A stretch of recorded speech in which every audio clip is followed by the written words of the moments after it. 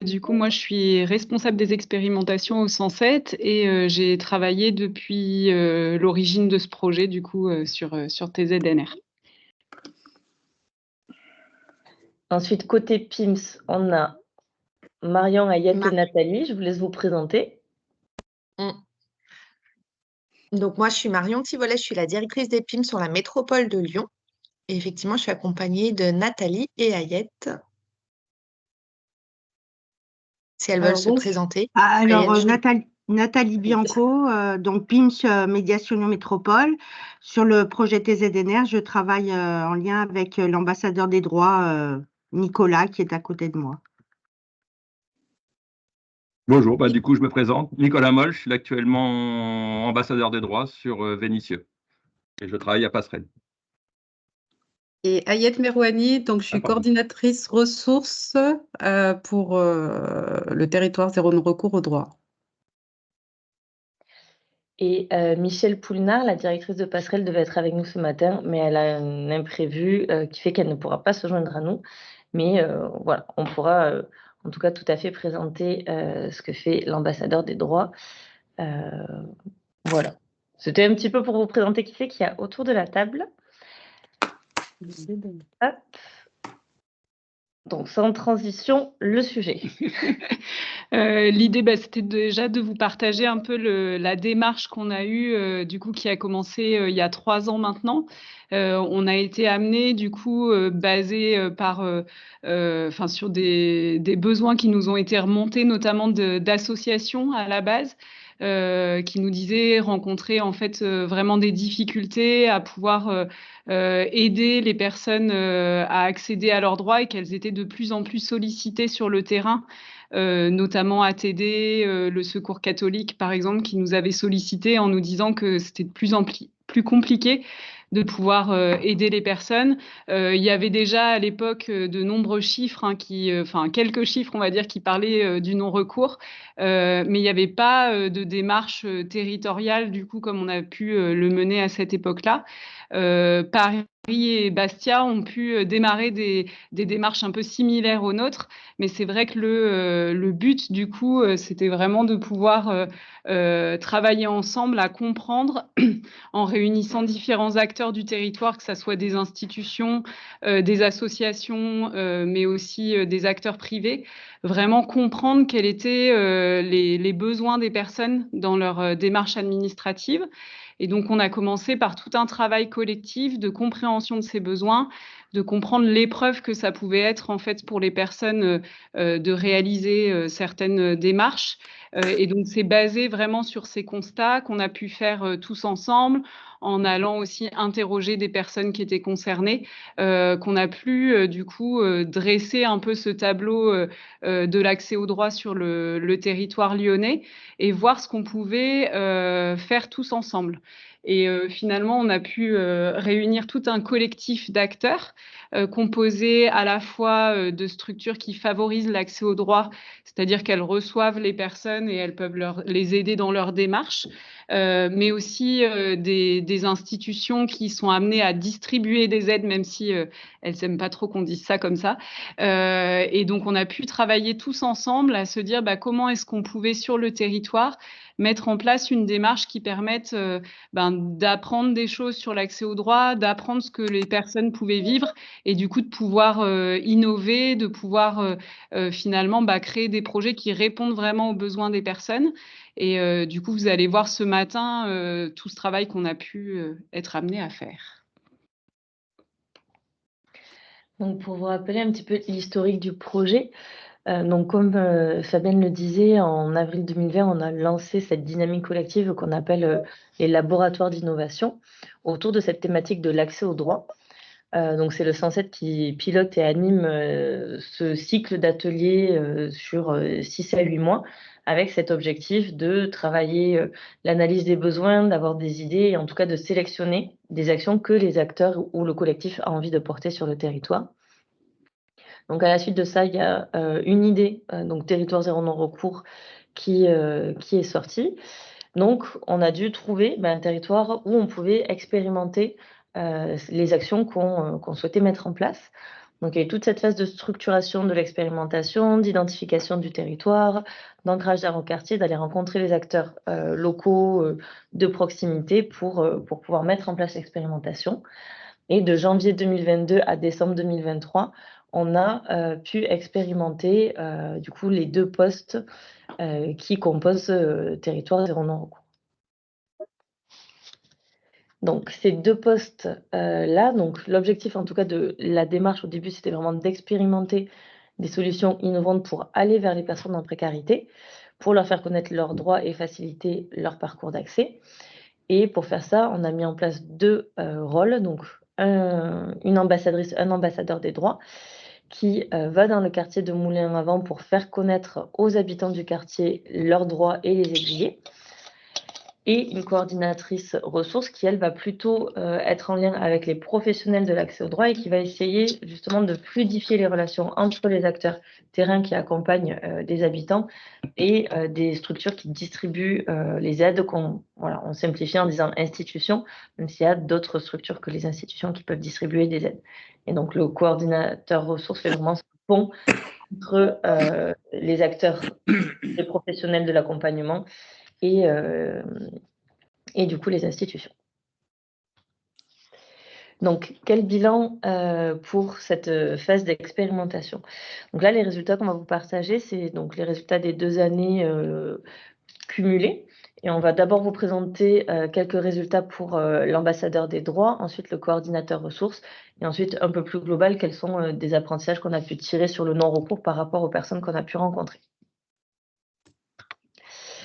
Donc, l'ambassadeur des droits. Donc, l'ambassadeur des droits, son objectif, c'est vraiment d'aller à la rencontre des habitants qu'on dit invisibles dans leur lieu de vie pour réaliser des bilans des droits et les orienter vers la bonne structure pour qu'elles puissent ouvrir un droit, débloquer une situation, en tout cas avoir accès à leurs droits. Et donc, le travail de l'ambassadeur se décompose en trois phases. Tout ce qui va être des démarches d'aller vers qui sont faites en partenariat avec le PIMS, toutes les démarches de bilan des droits. Donc le bilan des droits, ça va être un temps plus privilégié de 1 heure où l'ambassadeur des droits va passer en revue les différents champs possibles, santé, éducation, famille, logement, avec la personne pour essayer d'identifier est-ce qu'il y a des droits qu'elle n'a pas activés auxquels elle pourrait prétendre. Et ensuite, une partie suivie pour savoir, après le bilan et les orientations qui ont été données, qu'est-ce qui se passe? Est-ce que la personne est allée faire des actions qui avaient été préconisées par l'ambassadeur des droits? Est-ce que la personne a réussi à ouvrir un droit, à débloquer une situation? Voilà, pour essayer d'avoir le fil et pas juste de s'arrêter au bilan des droits. Donc, pour les démarches d'aller vers, on a rencontré donc plus de 800 personnes dans le quartier. Quand on dit rencontrer, c'est vraiment des personnes à qui on a pu présenter la démarche de bilan des droits, donc avec qui on a eu un échange qualifié, pas juste de la distribution de tracts ou autre. Ce qui est intéressant, c'est que la majorité des personnes qu'on a rencontrées, ça a été via des actions donc directes de l'ambassadeur des droits, donc des déambulations dans les quartiers, des allées vers en pied d'immeuble ou à la sortie des écoles, des participations à des événements de quartier. Voilà, c'est vraiment la majorité des personnes qu'on a contactées, c'est via ce canal-là. Ensuite, ce qui est intéressant, c'est que sur le quartier de Coup de Moulins-en-Avant de Vénissieux, il y a eu tout un travail de mobilisation des acteurs de proximité pour qu'ils puissent également prescrire, en tout cas où on parlait de l'ambassadeur des droits. Cette idée, elle est née du constat que en fait, les personnes n'osent pas passer de la porte des institutions ou ne se sentent pas concernées dès qu'on parle de l'accès aux droits, de démarches administratives. Mais il y a des acteurs, en tout cas dans leur quotidien, des personnes qu'elles peuvent voir tous les jours, toutes les semaines, qui peuvent identifier qu'elles ont des problématiques, qu'elles sont en situation de non-recours. Donc, dans ce réseau de proximité de quartier, on avait les gardiens d'immeubles, la pharmacie, la bibliothèque, des opticiens, avec cet objectif que si eux, ils détectaient des problèmes, ils pouvaient orienter la personne vers l'ambassadeur des droits. Pour le moment, on a encore du mal à dire est-ce qu'il y a un type d'acteur qui fonctionne mieux que l'autre. Ce qu'on a pu constater, c'est que les gardiens d'immeubles Dans tout ce qui est le logement social, c'est une porte d'entrée clé. Et là, en 2024, on remet une couche sur les gardiens d'immeubles.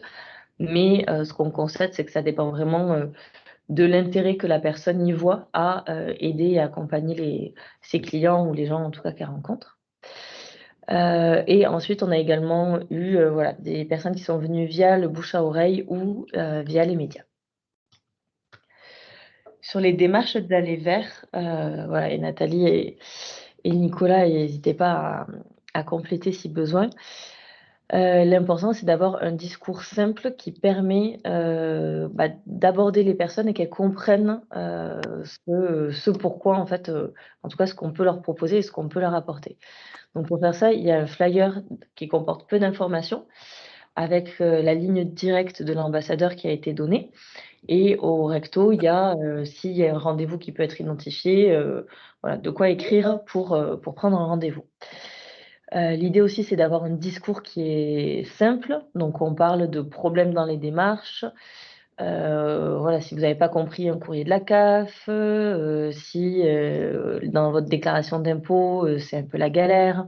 On va utiliser vraiment du langage au quotidien pour que ça soit accessible et compréhensible par tout le monde.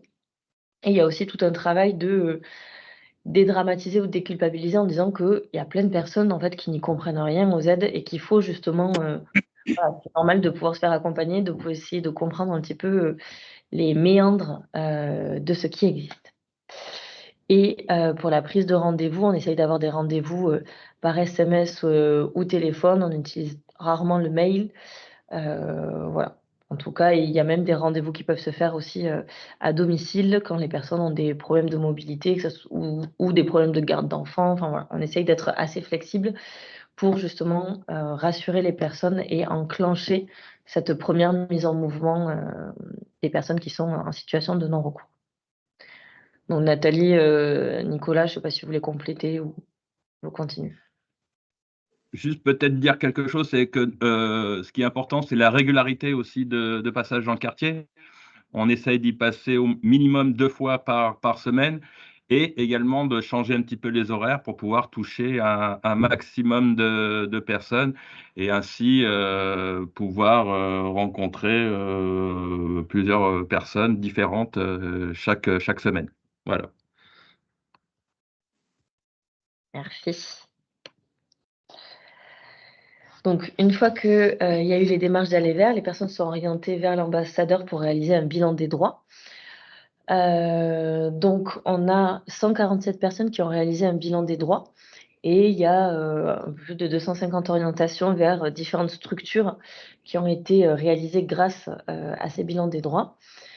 Ce qui est intéressant, c'est que à travers les bilans des droits sur toutes les structures qu'on avait identifiées, il y en a 3 qui ressortent principalement, ou en tout cas qui ont été davantage réfléchis par l'ambassadeur. Donc, c'est le PIMS pour tout ce qui va être l'aide aux démarches administratives, donc la CAF et la CPM.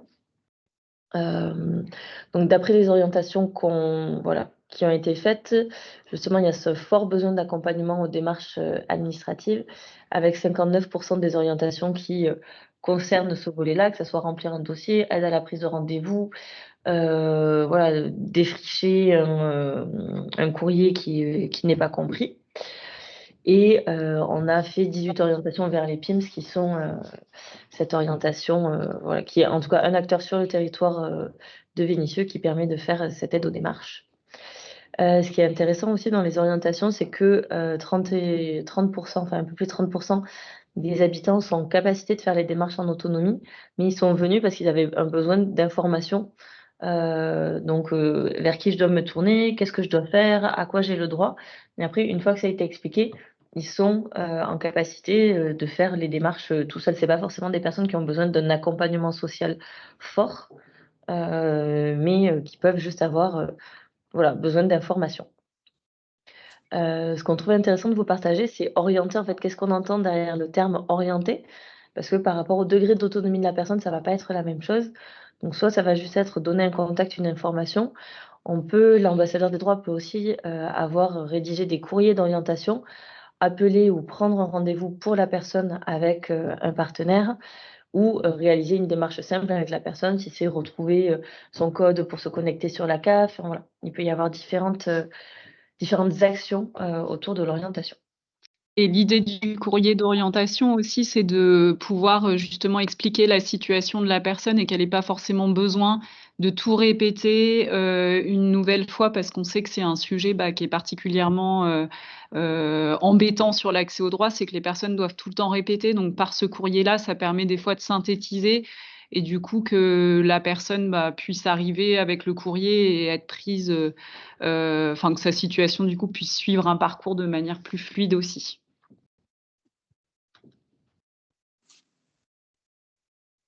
Sur le suivi.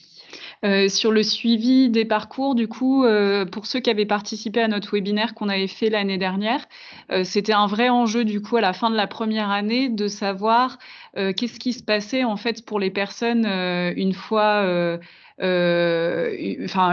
du coup qu'elles avaient rencontré l'ambassadeur des droits. Et du coup, on s'est beaucoup posé de questions sur cette année 2023, de voir comment est-ce qu'on pouvait récupérer déjà cette information, de qu'est-ce qui se passait pour les gens après.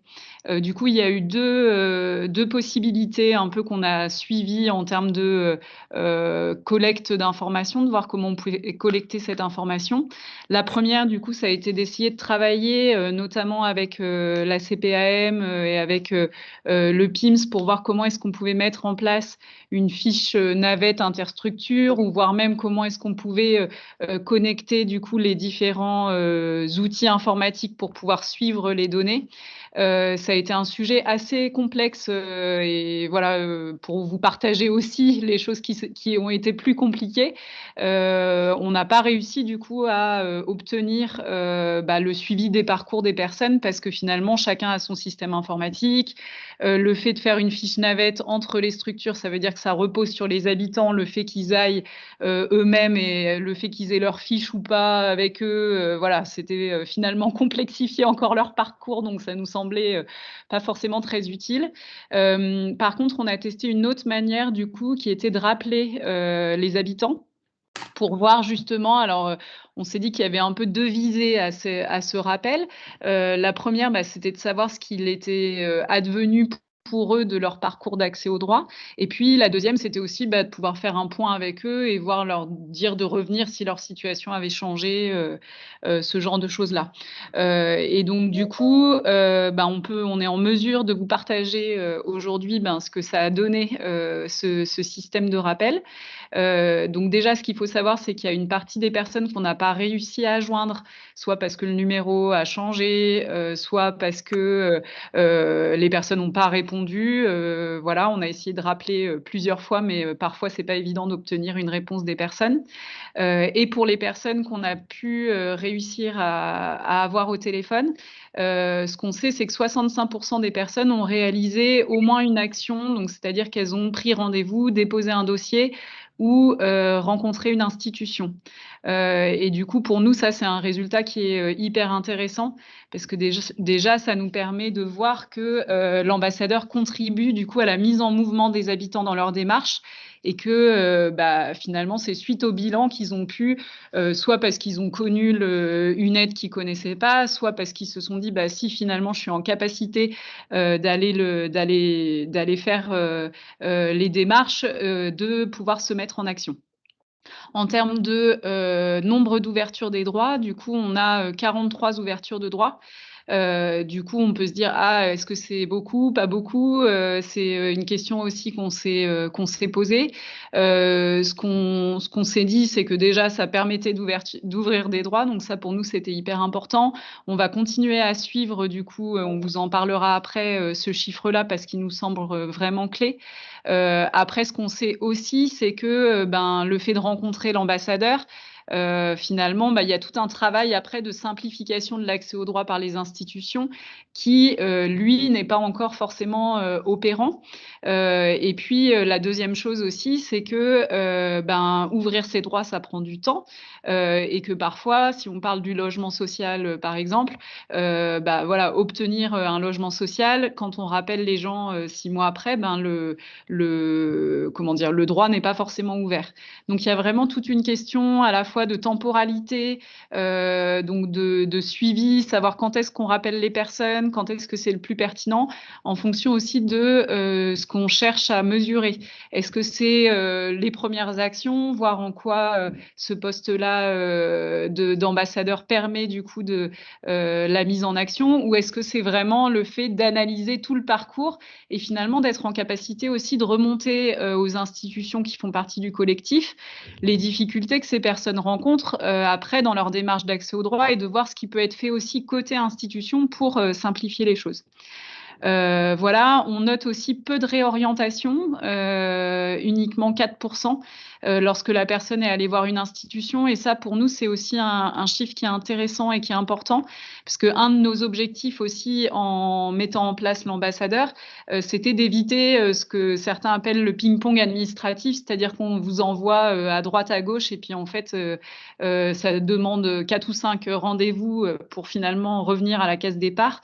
Donc là, l'idée, c'est de se dire que l'ambassadeur, peut-être que c'est une étape préalable, supplémentaire, mais du coup qui permet aussi aux personnes d'aller beaucoup plus vite vers la bonne institution, le bon accompagnement, du coup, en fonction de ses besoins, et du coup de lui faire gagner du temps au bout du bout. On bascule sur le coordinateur ressources. On prendra vos questions du coup à Ouais, la fin. Voilà. Et n'hésitez pas aussi à les écrire dans le chat si vous en avez, comme ça après on pourra y répondre à la fin. Mais Je comme crois ça, qu'il y en a déjà. on en fait le tout. Marion, je te laisse la main. Oui, bien sûr. Du coup, effectivement, le coordinateur ressources, donc c'est une fonction qui a été menée par Ayet Merwani pour le PIMS. L'idée du coordinateur ressources, ça reposait autour de 3 objectifs. Là, on est plutôt sur une personne qui visait non pas les habitants, mais plus à la fois les professionnels qui étaient amenés à accompagner des personnes sur la question de l'accès au droit, et des institutions qui, effectivement, sont pourvoyeuses, entre guillemets, de droit.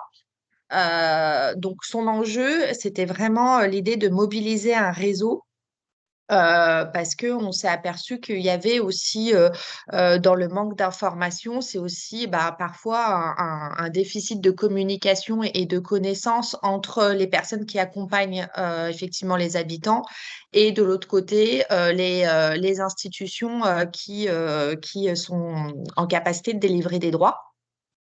Donc, il y a eu tout ce travail-là qui s'est fait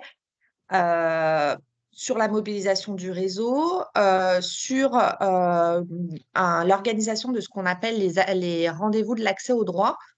C'est des ateliers qui ont lieu tous les 2 mois, qui ont vocation en fait à se faire rencontrer justement les acteurs de l'accompagnement et les acteurs des droits autour de thématiques, de sujets qui sont bien ciblés, organisés dans l'année, où l'idée, c'est que chaque institution ou chaque pourvoyeur de droit, entre guillemets, vient rencontrer les acteurs de l'accompagnement du quartier pour échanger sur des actualités, sur leurs principes de fonctionnement, sur des situations parfois spécifiques que les accompagnants peuvent rencontrer.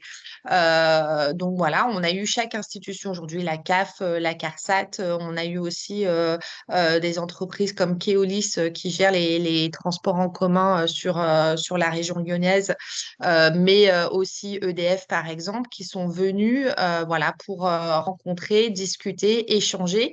L'idée étant, c'est vraiment qu'on puisse créer de la communication entre les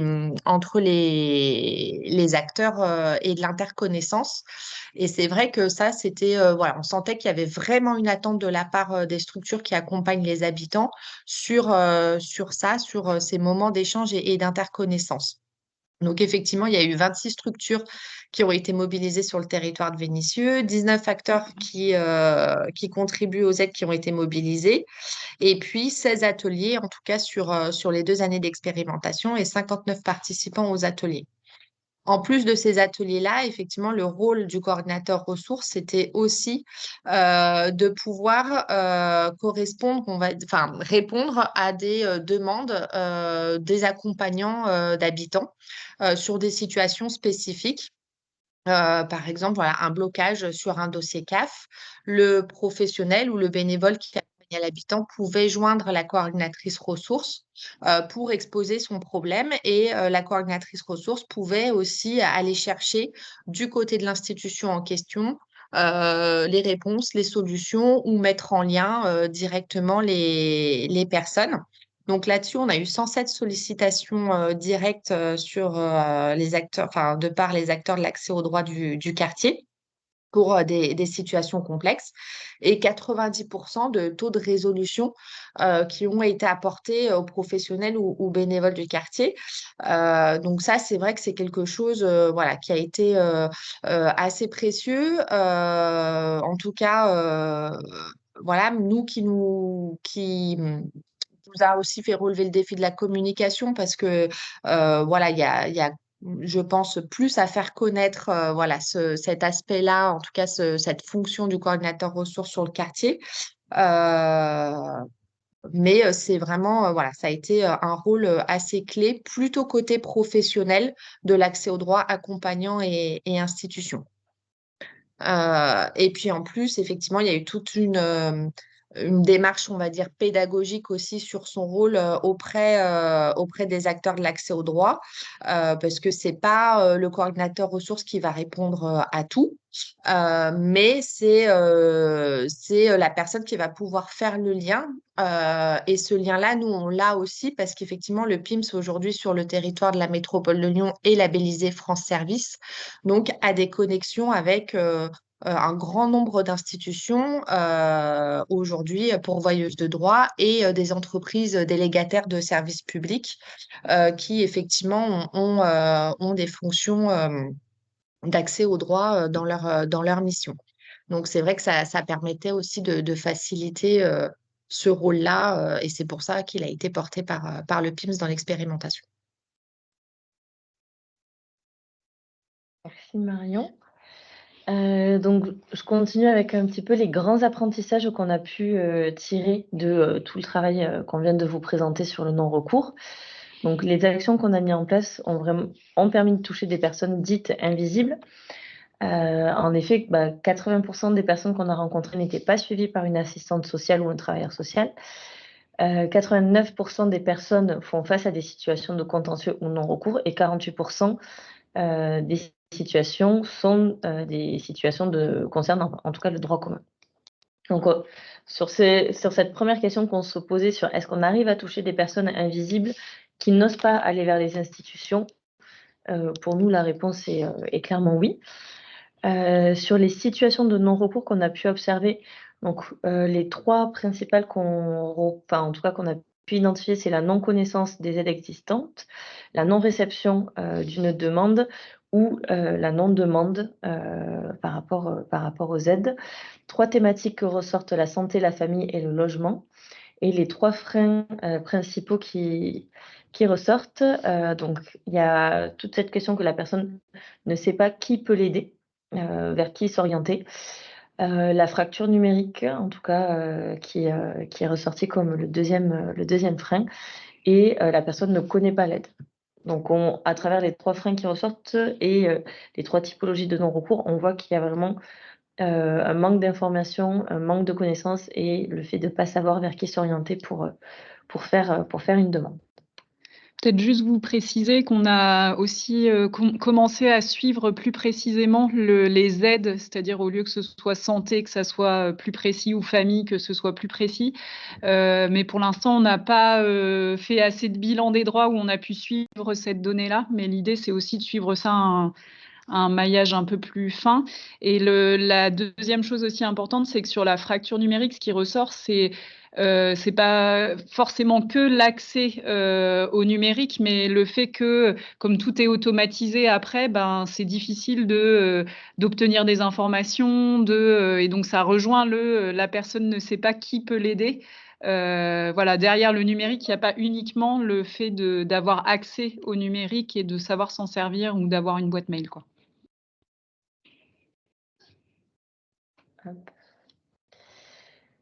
Donc en synthèse, les effets qu'on a pu en tout cas identifier. Donc sur la partie les démarches d'aller vers, donc les démarches d'aller vers nous permettent de toucher des personnes qui sont en situation de non-recours et qui sont invisibles, en tout cas qui passent sous les radars. Le fait de s'appuyer sur un réseau de partenaires ancrés dans le territoire permet justement d'aller vers ces personnes-là. Et comme le soulignait Nicolas, pour être identifié et que les personnes aient confiance en nous, il faut du temps et une régularité de présence, en plus d'adopter un discours simple. Enfin, en tout cas, simple dans le sens facilement compréhensible. Sur la partie bilan des droits, donc le bilan des droits, donc ce temps privilégié avec l'ambassadeur des droits permet réellement d'avoir une meilleure connaissance des droits existants, en tout cas pour les habitants, une vision plus claire des personnes qui peuvent mobiliser. Ça développe leur pouvoir d'agir, étant donné, enfin voilà, ce 65% de personnes qui ont au moins réalisé une action. Et cela permet une ouverture des droits pour certaines personnes, même si le parcours reste complexe. Et on en est aussi au début. Et sur la partie coordinateur ressources, comme insistait bien Marion, ça a vraiment permis le décloisonnement entre les acteurs. Voilà, je me rappelle d'une structure qui disait « Ah, mais je ne me rendais pas compte qu'on n'était pas accessible pour les acteurs du territoire ». En fait, de créer ces moments-là de dialogue, ça permet déjà une meilleure compréhension et qu'on sorte un petit peu des postures les institutions font parler de leur travail ou enfin, voilà, qu'on sorte un petit peu de cette opposition pour justement plutôt créer du dialogue entre le terrain et les institutions. Et voilà, ça a permis aussi de prendre conscience qu'il faut communiquer plus largement et simplifier aussi l'accès à certains droits. Donc sur les perspectives, donc comme vous le savez, l'expérimentation se poursuit sur 3 ans, étant donné que il y a eu un appel à projet national avec plusieurs territoires labellisés partout en France. Et sur la métropole de Lyon, on a 3 territoires, donc Vénissieux qui est le territoire historique, Vaux-en-Velin et Lyon 8 qui vont pouvoir poursuivre durant 3 années voilà, des expérimentations pour faciliter l'accès aux droits. Et ce qu'on a décidé sur Vénissieux, l'idée c'est de vous partager un petit peu les perspectives qu'on a imaginées. Sur les démarches d'aller vers, donc l'idée c'est de professionnaliser, de renforcer encore plus cette démarche-là. Donc on va avoir on a un petit groupe de 5 médiateurs du PIMS qui vont être présents 2 demi-journées par semaine sur le territoire. Donc on va renforcer les démarches d'aller vers et tout cet aspect médiation sociale. La mobilisation des partenaires de proximité, donc là c'est tout le travail de réseau que l'ambassadeur des droits va pouvoir voilà, remettre en place, réactiver et participer à des événements pour voilà, continuer à se faire connaître. L'objectif, c'est qu'on ait entre 600 et 800 personnes rencontrées cette année, en tout cas avec des échanges qualifiés, qu'on participe à 3 et 4 événements dans l'année et qu'on ait un réseau fortement impliqué de 10 acteurs de proximité. Je ne sais pas si Marion, tu veux compléter sur la partie démarche d'aller vers. Non, mais effectivement, voilà, c'était vraiment l'idée d'utiliser aussi voilà, la médiation sociale, d'avoir une présence régulière, appuyée sur le territoire par un binôme et libérer de ce fait aussi du temps à l'ambassadeur des droits pour que lui il puisse aussi se concentrer sur cet enjeu voilà, de diagnostic des habitants et pas être sur les deux. Voilà, ça a été une petite difficulté aussi à un moment donné de devoir faire les allers vers et en même temps d'être disponible. Et puis tout à l'heure, je sais qu'il y avait des questions voilà, il y a quelque chose autour de la question de l'immédiateté aussi, c'est-à-dire le moment où on le rencontre sur l'allée vers, et ben derrière de pouvoir se dire très vite voilà, qu'il y a du temps libéré dans l'après-midi même, potentiellement dans la matinée ou le lendemain.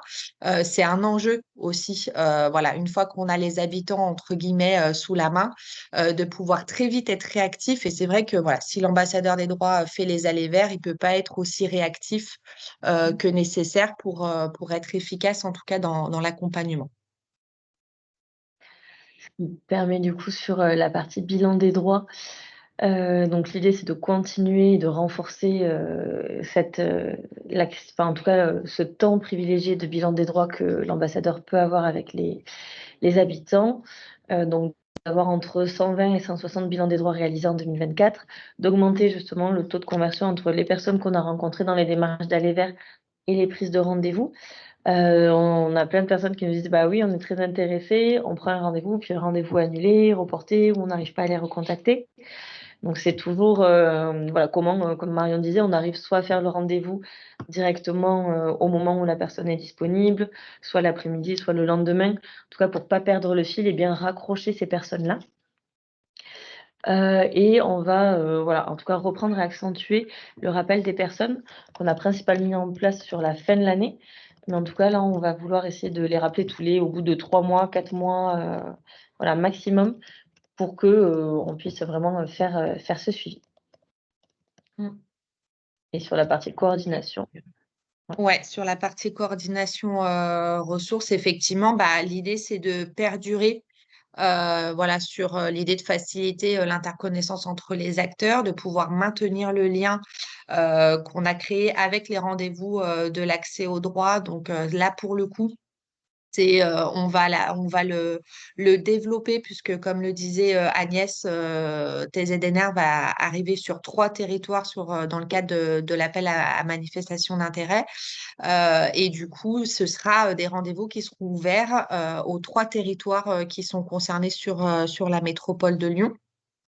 Et puis, l'idée aussi, c'est de pouvoir présenter, voilà, un bilan personnalisé des structures distribuant des aides pour leur faire remonter aussi les problématiques récurrentes et imaginer une manière de mieux répondre aux besoins des habitants. Parce qu'on le verra peut-être par la suite, l'un des enseignements de cette expérimentation sur les 2 ans, c'est qu'à un moment donné, on ne peut pas faire sans les structures qui donnent les droits, on ne peut pas faire sans les institutions et sans effectivement un travail aussi bah, de re-questionnement de ces institutions-là.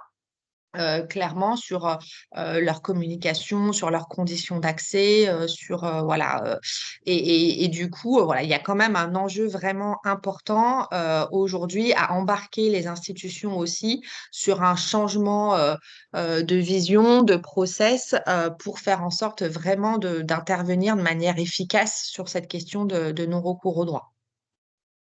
Et enfin, effectivement, bah, améliorer la diffusion d'informations issues des ateliers, puisque chaque atelier donnait lieu à une synthèse, voilà, que nous, on a souvent re-questionné dans la forme, parce que l'idée de cette synthèse-là, toutes les structures n'envoyaient pas tout. Par exemple, typiquement, une maison de la métropole n'envoyait pas tous les travailleurs sociaux de la MDM à l'atelier. Pour autant, il y avait des représentants, et comment chacun de ces représentants, à un moment donné sur des ateliers, peut être ambassadeur, entre guillemets, des échanges qui ont eu lieu pendant cet atelier. Et du coup, bah, nous, on travaille aussi la synthèse. En tout cas, Ayette a fait un gros travail autour de la synthèse pour la rendre aussi diffusable à des personnes qui n'auraient pas participé aux ateliers et en faire aussi un document référence. Donc je vais conclure rapidement pour qu'on ait du temps d'échanger. S'il y a 3 messages clés qu'on voulait vous faire passer, c'est que la lutte contre le non-recours reste un problème en tout cas systémique complexe qui nécessite un changement de pratique des structures qui délivrent des aides pour simplifier le parcours d'accès au droit. C'est vraiment quelque chose qui peut se faire conjointement et sans ça, on peut mettre en place des solutions, mais on ne va pas résoudre le problème de manière systémique. Le fait d'expérimenter, c'est un levier d'apprentissage par les acteurs du terrain pour nourrir les politiques publiques. Et on s'est rendu compte sur ces 2 années, on est vraiment dans une démarche itérative. Ça demande du temps, de la flexibilité et de l'adaptation, de s'autoriser à tester des choses, de s'autoriser à changer les actions qui avaient été définies. Et que, en tout cas, l'écosystème ait cette conscience-là de, bon, en fait, on a 3 ans pour tester des choses.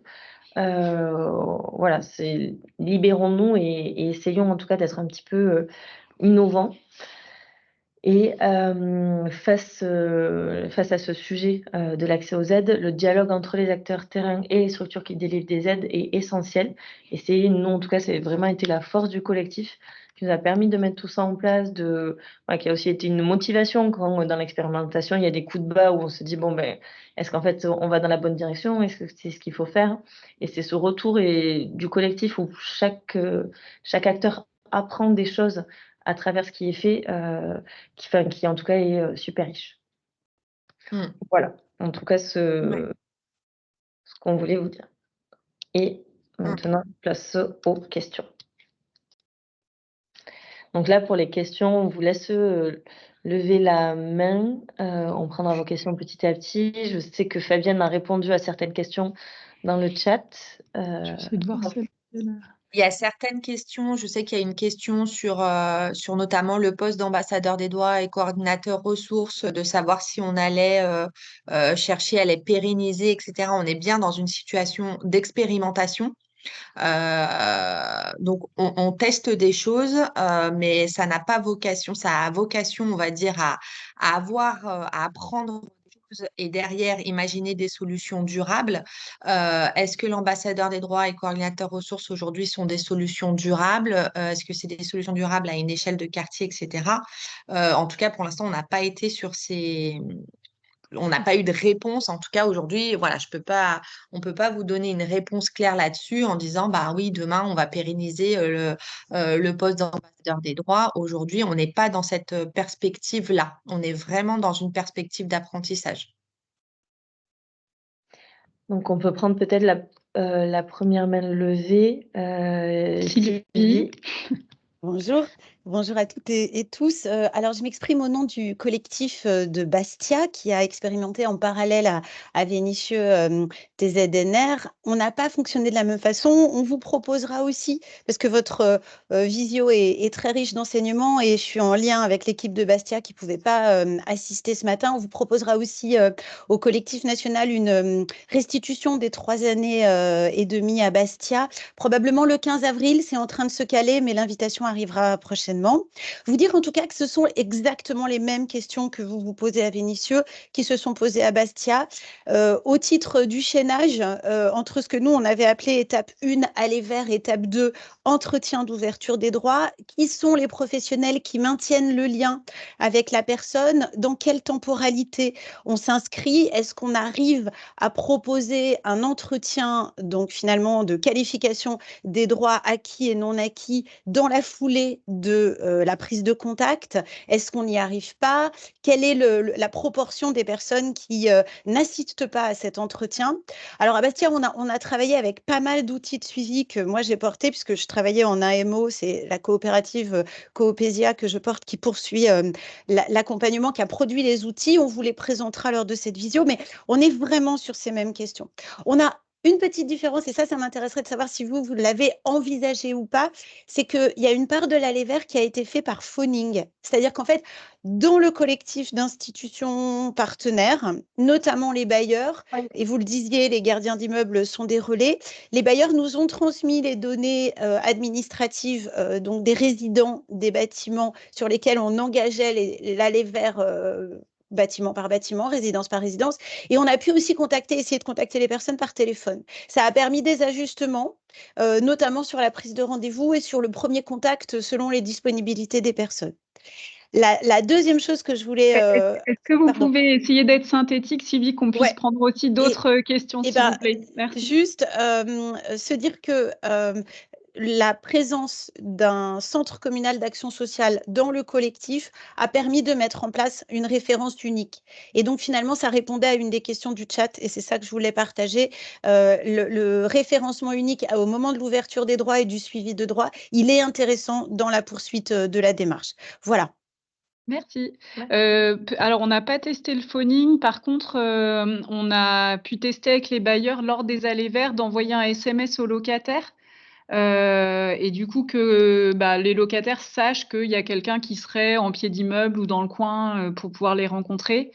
Voilà, on a testé ça plutôt pour l'instant. Mais effectivement, on n'a pas testé le phoning, donc ce sera intéressant de pouvoir comparer les résultats. Ensuite, on avait une deuxième main levée. Je crois que c'était Laetitia. Oui, bonjour à tous. Vous m'entendez? Oui. Merci beaucoup pour cette présentation et ce travail depuis 3 ans, 4 ans maintenant. Voilà. Moi, je voulais plutôt réagir. Il y a un petit quelque chose dans le chat sur comment en fait les 3 territoires TZNR de l'agglomération lyonnaise en fait travaillent ensemble. Donc, c'était plus un partage une remarque que je voulais partager avec vous. En fait, je pense. Alors déjà, c'est Lyon 7e, c'est le 7e arrondissement, c'est pas le 8e TZNR, mais bon. Ok. Voilà. Et en fait, en vous écoutant très attentivement, je me dis qu'en fait, on a pris les choses et c'est ce qui va être intéressant de partager. On est dans une démarche, en fait, on n'a pas pris les choses dans le même ordre. Voilà, puisque la ville de Lyon et le CCAS a fait le choix de passer d'abord par une interrogation, un repérage des freins et des difficultés que rencontrent les personnes dans l'accès à leurs droits, par le biais d'un baromètre du non-recours qui a été animé par l'Odenor. Et l'intention de cette démarche a été bien sûr de comprendre. En fait, je me retrouve bien dans ce que vous présentez, Agnès, Agnès ou Fabienne, sur ce que les personnes disent en fait de leurs freins. Nous, on partage ce constat-là en ayant interrogé en fait les personnes par le biais du baromètre. Donc voilà, ça serait intéressant du coup déjà de partir de nos constats partagés. Ça peut être une base de réflexion. Et après, le choix qui est fait donc côté Ville de Lyon, c'est d'être assez rapidement sur un travail du côté des institutions. Marion, tu parlais de découdre en fait comment de travailler avec les institutions sur comment ils délivrent leurs prestations en termes de communication, en termes de s'interroger. Donc nous, c'est l'intention en fait que l'on porte dans l'action corrective, c'est de faire travailler les institutions entre elles et pour une interconnaissance meilleure et pour aussi qu'il y ait une propre interrogation en fait de leur façon de délivrer la prestation, qu'elles puissent aussi intégrer les formes de non-recours. C'est, je pense, très important de se dire que on voit bien en fait la personne qui ne sait pas où s'orienter, et ben il y a plein de solutions pour l'aider pour l'aider à savoir où s'orienter ou pour l'accompagner dans sa démarche. Par contre, la personne qui va pas nous dire, mais on le sait, qui ne viendra pas parce qu'elle est en défiance par rapport aux institutions, et ben ça c'est comment on travaille ça avec elle. Et effectivement, c'est aussi que les institutions aient cette conscience-là en fait. Qu'elles sont aussi face à des personnes, ce n'est pas un défaut d'information, c'est une résistance voilà, qu'il faudrait qualifier. Et donc, vous aviez une Ouais, question, Laetitia, ou pas? Qu'on puisse prendre les questions un peu de tout le monde. Est-ce qu'il y avait voilà, c'était plus une remarque et puis une réaction face aux petits mots du chat. Je ne sais pas qui c'est Girardot, voilà, qui disait comment on va s'articuler. Donc le PIMS, enfin tout le travail que fait le PIMS va être un maillon en fait fort de l'action à partager. Merci. merci. Leïla? Ah non, il y a Emma d'abord, Ouais, pardon. Emma.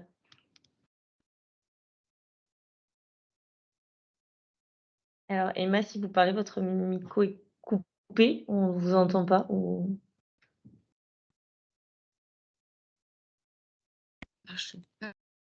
Oui, ça marche, c'est bon. C'est bon, pardon, j'arrivais pas à remettre mon micro. Merci pour cette présentation. Alors, j'ai posé la question dans la discussion, mais j'ai pas bien compris la réponse. Sur l'ambassadeur des droits, est-ce que monsieur est un père aidant ou pas? Non, Non, c'est Nicolas est un travailleur social. D'accord. Non, je ne fais pas les démarches. En fait, ma principale fonction, donc, c'est de faire les bilans des droits, de regarder avec la personne, prendre vraiment du temps et d'orienter. Rarement, je fais des petites démarches quand c'est nécessaire, mais les 99% du temps, j'oriente principalement vers les différentes structures. D'accord. Mais Emma, c'est des questions qu'on s'est posées plus en amont du projet. Et c'est vrai qu'on s'est vite rendu compte que, en échangeant avec les travailleurs sociaux aussi du territoire, que en fait, ça nécessite une vraie expertise d'être en capacité de faire ce bilan. Et que du coup, c'est plus difficile à faire pour nous, ça nous semble impossible à faire en pair et danse.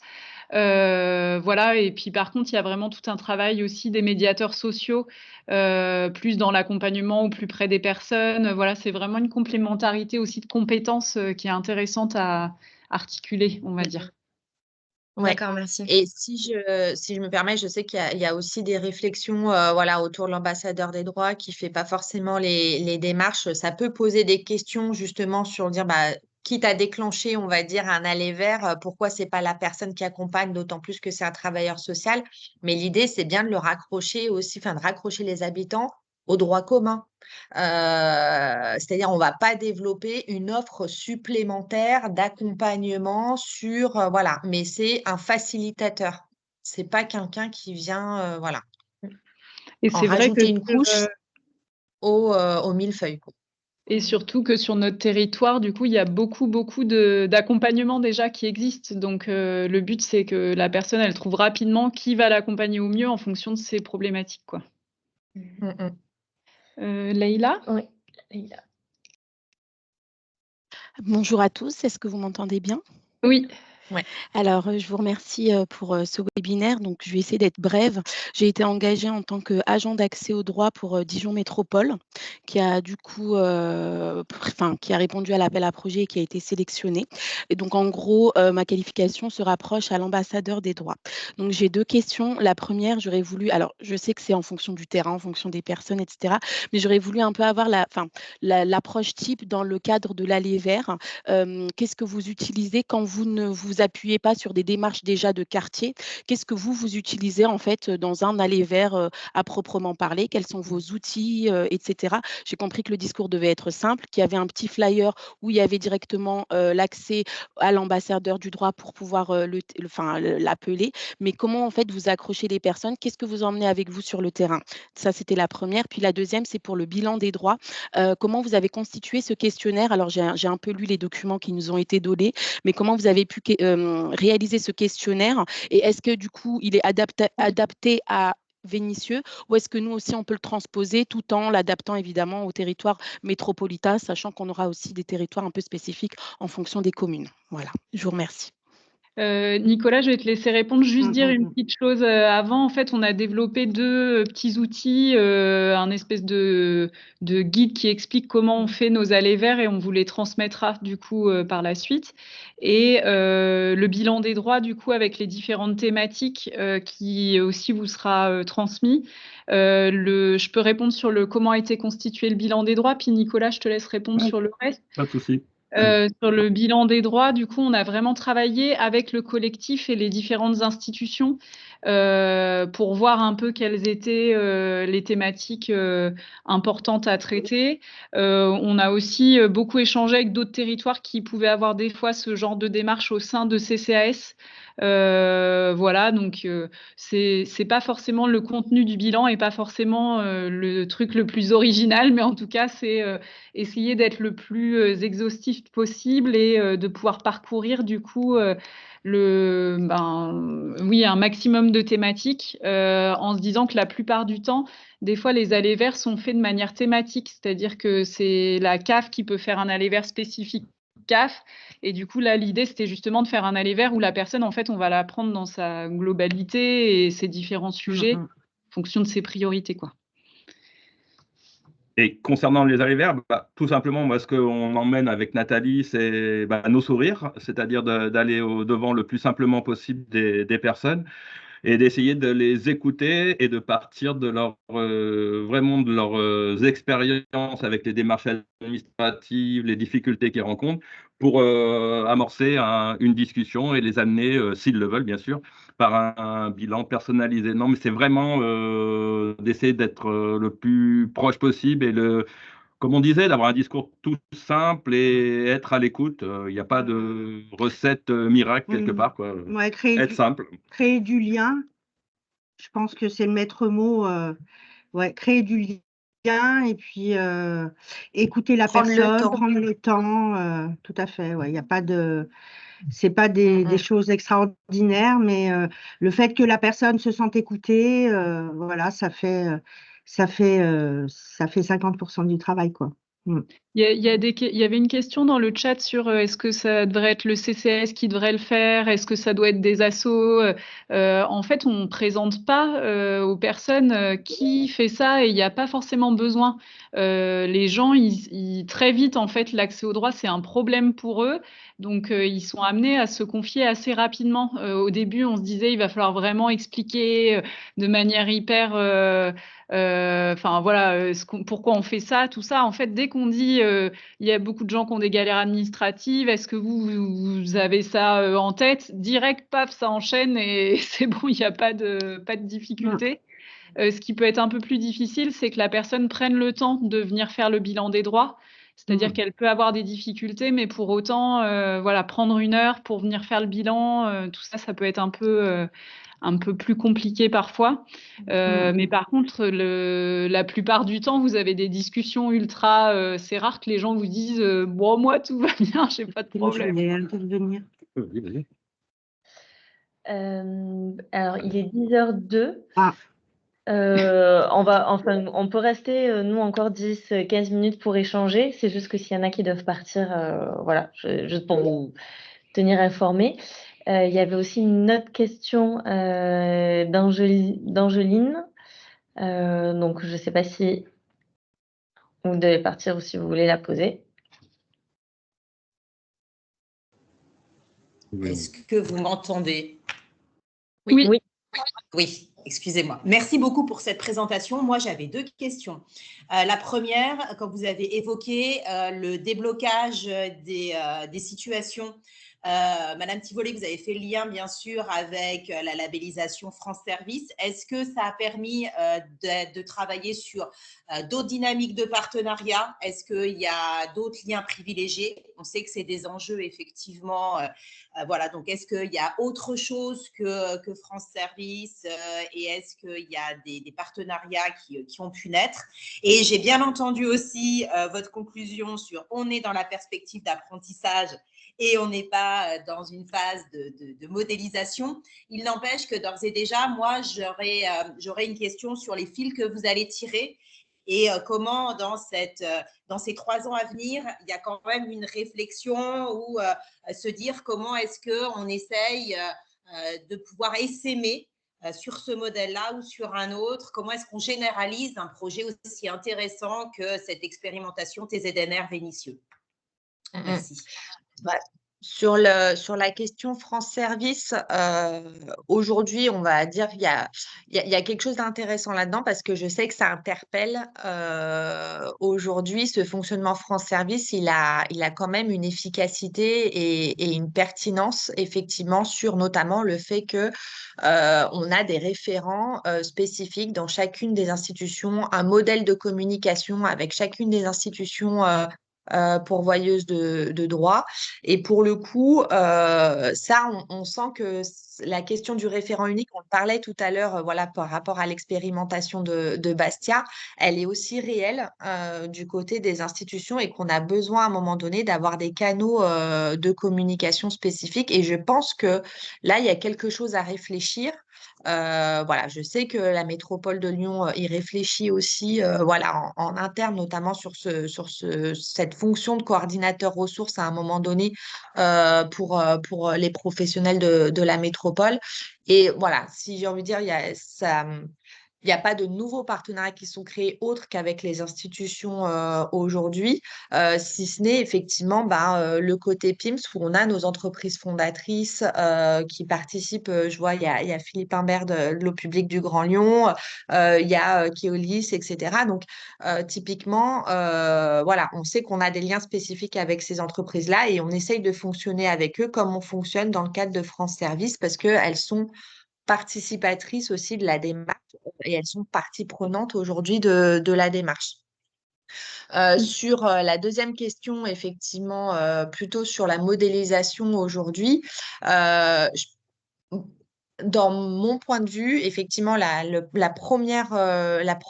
premier enseignement, et pour moi, au titre le plus important, si on veut vraiment faire avancer cette question du non-recours, c'est la question des institutions et de comment, à un moment donné, effectivement, on les embarque dans une réflexion autour de l'aspect vraiment systémique de l'accès au droit. Pour moi, c'est le degré numéro 1 de se dire, en fait, comment ça se fait qu'aujourd'hui, il y a des situations de non-recours, il y a une partie qui est vraiment liée aux institutions porteuses de droit et comment elles se re-questionnent aussi dans leur pratique pour pouvoir être plus efficaces par rapport à ça. Dans un second temps, effectivement, aujourd'hui, on voit qu'avec mais peut-être que ça restera temporaire, mais qu'il y a quand même une question autour de la proximité qui est essentielle. Pour le coup, pour être au PIMS, je peux qu'appuyer là-dessus, c'est-à-dire qu'aujourd'hui, les gens, ils ont besoin d'avoir des personnes proches de chez eux, voire limite ce que je disais là dans les petits commentaires. Aujourd'hui, on fait de plus en plus de domiciles avec l'ambassadeur des droits.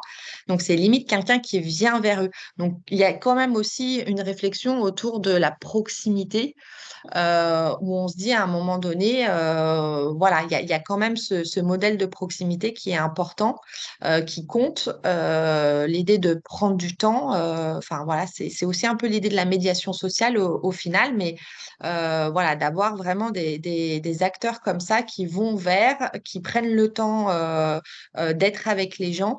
Voilà. Est-ce que c'est aimable? Est-ce qu'on peut réfléchir à des modèles là-dessus? Mais il y a quand même ce lien-là et c'est plus effectivement les personnes qui viennent vers les institutions, mais à un moment donné, comment les institutions, elles se rendent visibles en fait. Et pour répondre aussi sur la partie déploiement, c'est vrai qu'il y a une question là dans le chat qui est arrivée sur comment le travail avec les décideurs institutionnels vont être mobilisés. C'est vrai que pour nous, c'était un enjeu aussi, du coup, que le projet puisse être porté par la métropole aussi pour la suite, parce que du coup, on peut dire qu'on a amorcé quelque chose, des réflexions, et que après, c'est effectivement la puissance politique qui peut aussi faire bouger les choses. Donc voilà, pour nous, c'est aussi un point important, c'est qu'effectivement, il faut que les décideurs institutionnels soient mobilisés. C'est clair que c'est une évidence, hein. Et peut-être pour compléter, parce que du coup, côté 107, on accompagne également le territoire de Vaux-en-Velin sur la métropole de Lyon. Donc, ils sont plutôt dans une phase d'identifier, en tout cas là, d'imaginer des solutions à expérimenter à partir de septembre. Et on a déjà autour de la table la CAF, la CPM, qui sont partants, qui sont moteurs. Enfin, la mobilisation me semble peut-être plus facile qu'il y a 3 ans autour du sujet. Et donc, on va voir, enfin, ce qui est hyper intéressant sur le territoire de la métropole de Lyon, c'est qu'on a 3 territoires. On va pouvoir voir ce qui ressort sur chacun des territoires et du coup, arriver à modéliser comment ce qui a été créé par des acteurs plutôt de l'ESS sur Vénissieux peut après, comment ça se traduit peut-être dans des acteurs plutôt MDM, CCS du côté de Vaux-en-Velin, à voir qu'aussi côté Lyon 7, vu que c'est porté par le CCS. Donc enfin, voilà, ça va être un peu cette interconnexion-là qui va nous permettre, je pense, de modéliser en tout cas un chemin, un parcours des actions qui pourront être adaptées pour tout le territoire. Et après, il y a un enjeu aussi pour moi de plaidoyer assez fort, c'est-à-dire que le fait d'être retenu en tant que territoire, du coup, avec d'autres au niveau de la France, je pense qu'il y a vraiment faire remonter du coup ce qu'on peut expérimenter et du coup qu'au niveau national, il y a aussi des décisions qui soient prises pour justement en faire quelque chose. Voilà, en fait, ça se joue vraiment à tous les niveaux. Leïla, tu avais aussi une question? Oui, j'avais une autre question. C'était concernant du coup la question de proximité. Quand vous allez vers, que vous captez les personnes, vous leur donnez rendez-vous dans quel type de lieu? Est-ce que c'est à l'endroit où vous les avez rencontrés? Vous avez un peu des lieux ressources, enfin des endroits où vous pouvez leur donner rendez-vous? Comment ça se passe par rapport à ça? On a un lieu ressource, on peut dire ça, c'est en plein centre du quartier, qui est le centre social de Moulins-à-Vent. C'est là-bas où 2 fois par semaine, j'ai des plages horaires pour pouvoir donner les rendez-vous. Par exemple, quelqu'un que je verrai aujourd'hui, je pense être possible de lui donner rendez-vous dans la semaine d'après, assez vite.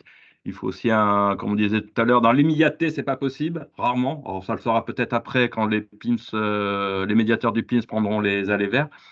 Mais avec le centre social, ça permet quand même une réactivité assez forte.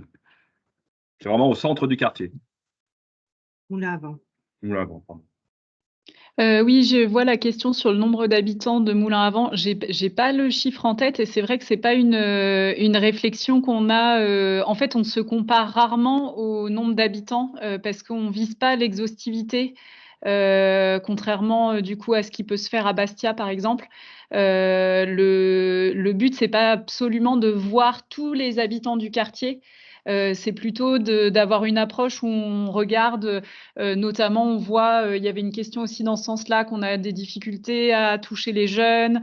Enfin voilà, et du coup, on va plutôt avoir cette approche d'apprentissage pour se dire, ben, c'est quoi les lieux où c'est le mieux d'aller, comment on peut rencontrer les personnes. Voir ce qui marche et ce qui marche pas. On a aussi eu des choses qui n'ont pas marché. Par exemple, on a fait des allées vertes devant les sorties d'école et ça a été plus compliqué parce que les gens sont pressés à ce moment-là. Du coup, ils prennent le flyer, mais ils vont pas. Donc, on a pu aussi apprendre voilà, pas mal de choses à ce niveau-là par le test. Mais du coup, si vous avez besoin du nombre d'habitants, on pourra vous le mettre par mail. On peut retrouver ça. Voilà, et je voulais rebondir sur les publics qu'on n'arrive pas trop à toucher. Par exemple, les hommes seuls. Il y a une brasserie, alors la plus-value des médiateurs, je dirais, qui font de l'allée vert et moi-même, quand on va avec Nicolas, c'est une brasserie où il n'y a que des hommes. Donc, pas de préjugés. Enfin, je veux dire, il faut vraiment aller vers sans. Il faut oser, en fait. Je crois que c'est. Voilà, et on n'a jamais, enfin, on est plutôt bien reçus. Enfin, je veux dire, faut aller au-delà de ce qu'on peut, au premier abord, on peut, voilà, avoir des idées préconçues, mais on peut le faire. Voilà. Oui, je veux bien rebondir là-dessus. C'est un travail, le travail d'aller vers qui est dur. Hein. C'est pas évident parce que faut être, comme disait Nicolas tout à l'heure, tout le temps souriant, motivé. Voilà, il faut aussi se dire que ben là, il faut aller parler aux personnes, même si des fois elles regardent bien par terre pour pas nous parler. Et au final, on a beaucoup ces discussions en se disant que bah oui, mais finalement, elle est peut-être en situation de non-recours. On n'est pas en train de lui vendre un tapis ou quoi. Et donc c'est important de pouvoir aller discuter avec chacun et d'autant plus ceux qui semblent le plus fermés à ça, du coup.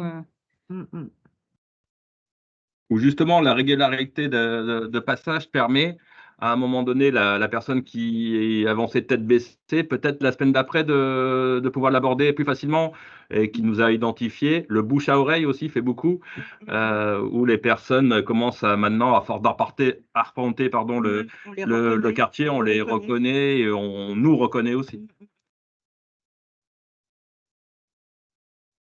Est-ce qu'il y a d'autres questions? J'étais en train de rebalayer un petit peu les questions du chat.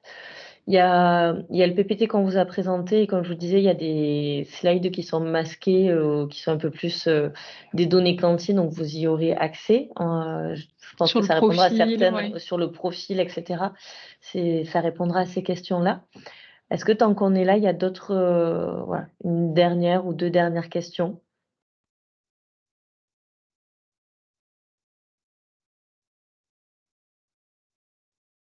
S'il n'y en a pas, on va vous laisser continuer votre journée. Marion, tu voulais intervenir?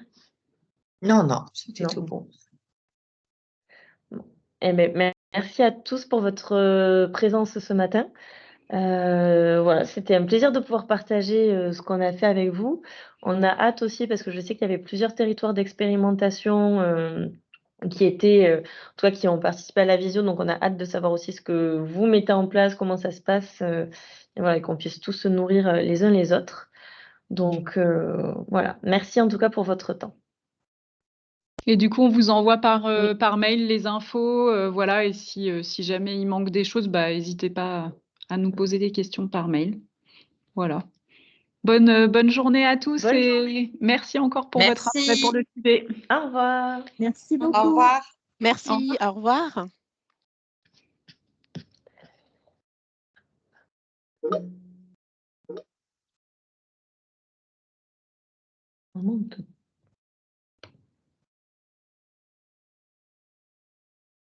Merci beaucoup. Merci. J'espère qu'on a fait vite.